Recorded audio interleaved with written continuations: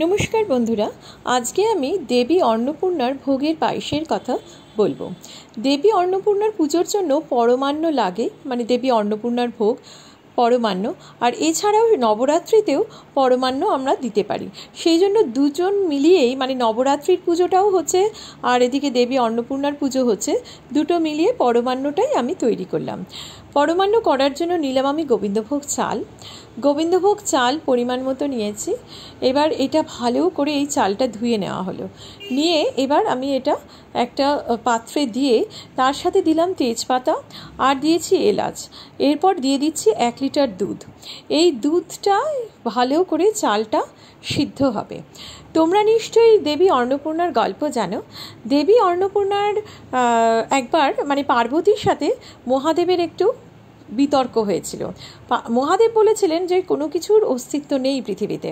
তখন পার্বতী বললেন যে না, আমি তো আছি, আমার জন্য মানুষজন খাবার ইত্যাদি খেতে পাচ্ছে। তো সেই ক্ষেত্রে মহাদেব বলেছিলেন যে না, সব কিছুই হচ্ছে মায়া, কোনো কিছুর অস্তিত্ব নেই। তখন পার্বতী রাগ করে কাশিতে চলে যান এবং মহাদেব আর কিন্তু তখন দেখছে যে চারিদিকে মহামারী হাহাকার, এবং শুনলেন কাশিতে এক নারী সবাইকে খাবার দিচ্ছেন, অন্ন দিচ্ছেন। মহাদেব ভিক্ষার ঝুলি নিয়ে সেখানে উপস্থিত হয়ে দেখলেন স্বয়ং আদ্যাশক্তি মহামায়া অর্থাৎ পার্বতী अन्नपूर्णा রূপে সেখানে সবাইকে অন্নদান করছেন। তখন সেখানে अन्नपूर्णार মন্দিরও নির্মিত হলো এবং সেই থেকে अन्नपूर्णा পুজো শুরু হলো। এইবার আমাদের পায়েসটা অনেকটা হয়ে এসেছে। আমি দিয়ে দিলাম কাজু কিশমিশ আর পরিমাণ মতো চিনি। চাল সেদ্ধ হওয়ার পরেই কিন্তু চিনি দেবে, এটা মনে রাখতে হবে যে চাল পুরো সেদ্ধ হয়ে গেছে তারপর আমি কাজু কিশমিশ দিয়েছি এবং চিনি দিয়েছি। চাল সেদ্ধ হওয়ার আগে কিন্তু কখনোই চিনি দেওয়া যাবে না। আচ্ছা, এইখানে চিনিও দিতে পারো, বাতাসাও দিতে পারো। বাতাসা দেওয়াটা বেশি মানে ভালো হবে, আর সেরকম হলে অনেক সময় আমরা বাতাসা চিনি দুটো মিশিয়েও দিয়ে থাকি।